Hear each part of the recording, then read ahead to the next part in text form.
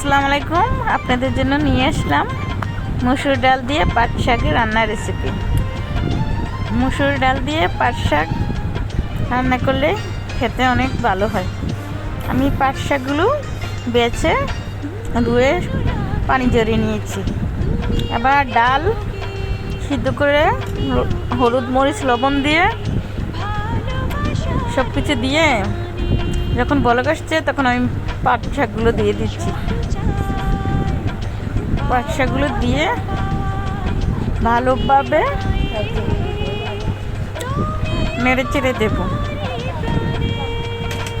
ডালটা আগে সিদ্ধ লবণ হলুদ মরিচ রসুন টসুন দিয়ে বাগার দিয়ে দিয়েছি।